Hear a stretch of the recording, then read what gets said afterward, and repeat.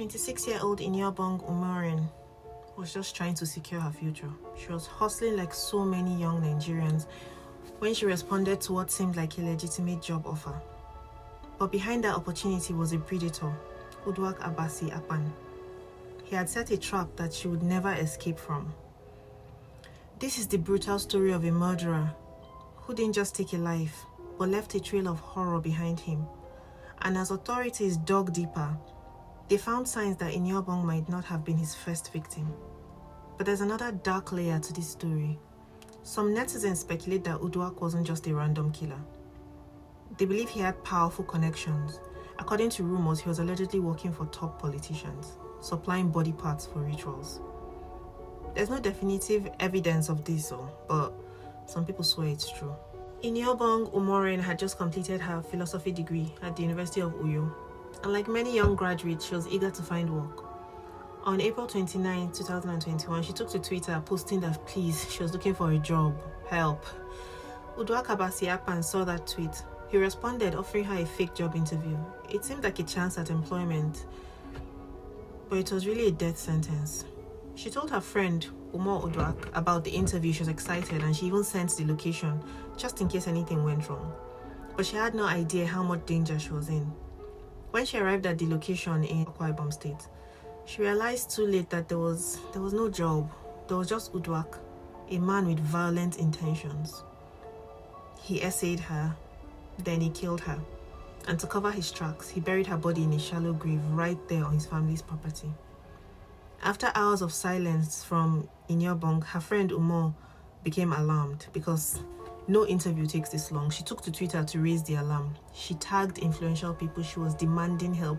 She did not stay quiet. That tweet went viral.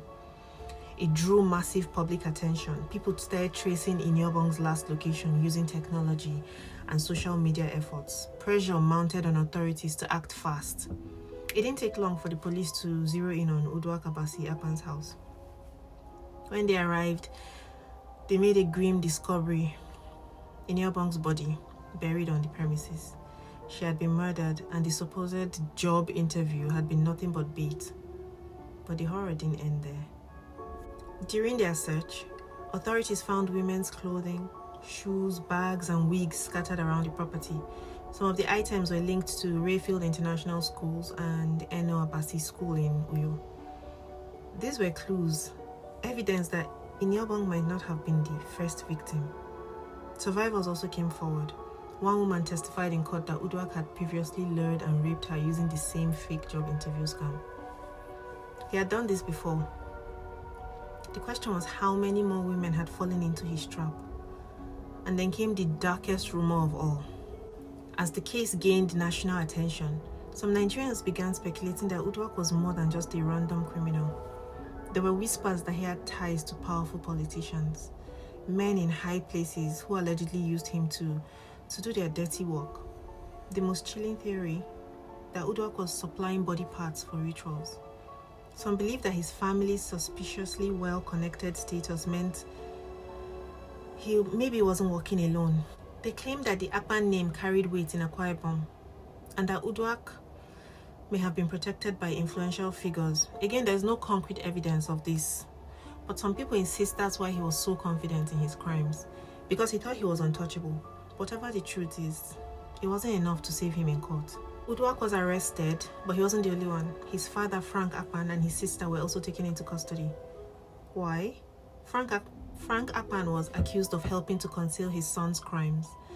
There were suspicions that he had been involved in covering up the murder, probably even assisting with the burial. His sister was also implicated. Some believe she knew more than she admitted about what was happening in their home.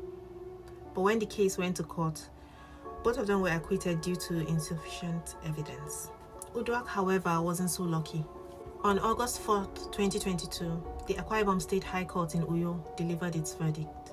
Uduak Abasi Apan was found guilty of murder and rape. The judge, Justice Basi Nkanang, handed him a death sentence by hanging for the murder and life imprisonment for the rape. But even in his final moments in court, Uduak tried to escape. As soon as the sentence was announced, he bolted, attempting to run out of the courtroom.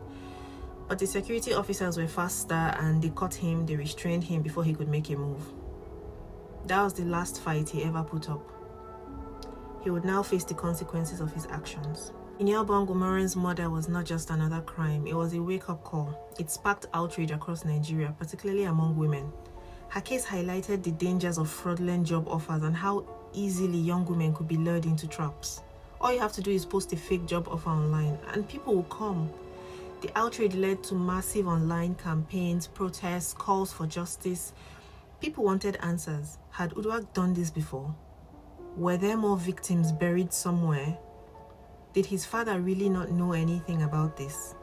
And was he really connected to powerful politicians?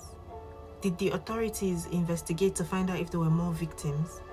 To this day, those questions remain. But one thing is certain. Uduak Abasi Akpan was a predator. And this time, I believe justice was served.